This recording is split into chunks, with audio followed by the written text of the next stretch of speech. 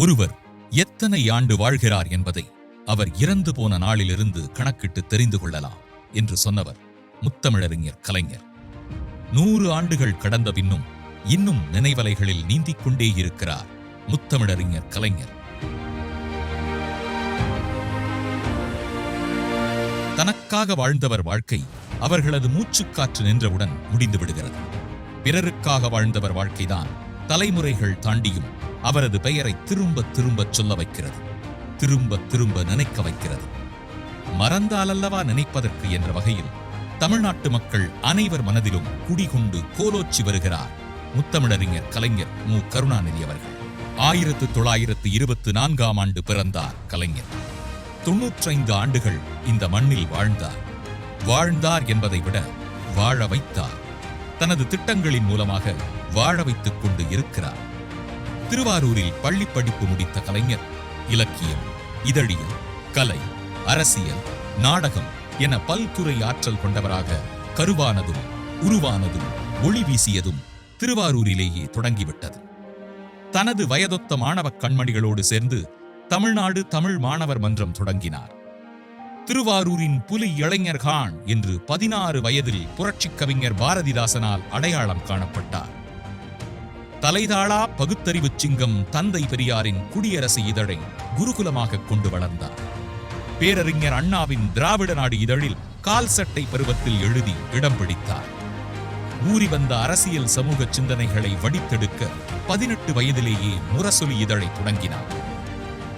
தனது அரசியல் கொள்கையை தனக்கு வசப்பட்ட தமிழ் வழியிலெல்லாம் நனைத்துக் கொடுத்தார் கலைஞர்.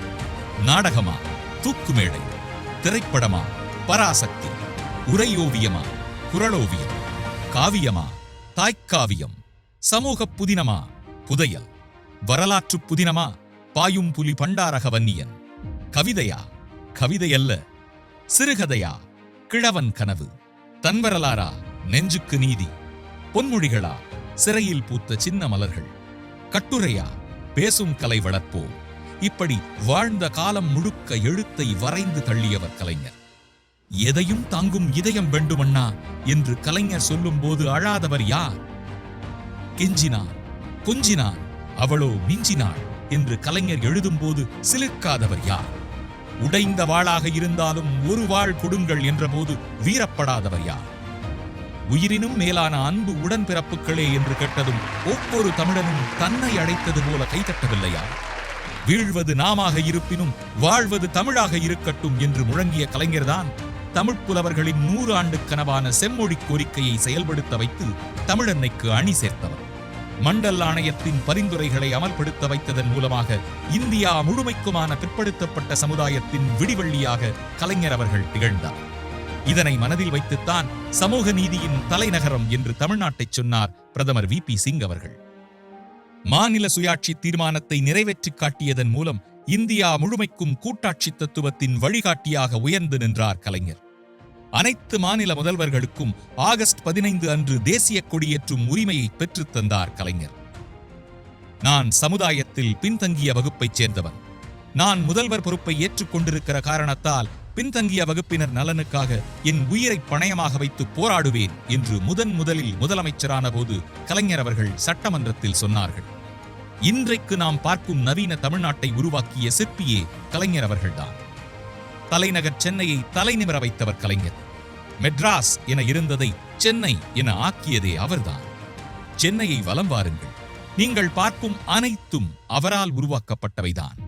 அண்ணா சாலையில் இருக்கும் அண்ணா மேம்பாலம், கத்திப்பாரா பாலம், கோயம்பேடு பாலம், செம்மொழி பூங்கா, நெம்மேலி கடல் நீரை குடிநீராக்கும் திட்டம், டைடல் பார்க், தலைமைச் செயலகமாக கட்டப்பட்டு இன்று பெரிய அரசு மருத்துவமனையாக இருக்கும் ஓமந்தூரார் மருத்துவமனை, மெட்ரோ ரயில், கோயம்பேடு காய்கறி அங்காடி, கோயம்பேடு பேருந்து நிலையம், அடையாறு IT காரிடர், நாமக்கல் கவிஞர் மாளிகை, பாடி பாலம், மீனம்பாக்கம் பாலம், தொல்காப்பிய பூங்கா, மீஞ்சூர் கடல் நீரை குடிநீராக்கும் திட்டம், வள்ளுவர் கோட்டம் என நோக்க கலைஞர் உருவாக்கியதே. தலைநகர் மட்டுமா, தமிழ்நாட்டை வலம் வாருங்கள். வீரர்களின் கோட்டமாம் திருச்சி கலைஞரை தமிழ்நாடு அறிந்த தலைவராக அடையாளம் காட்டியது.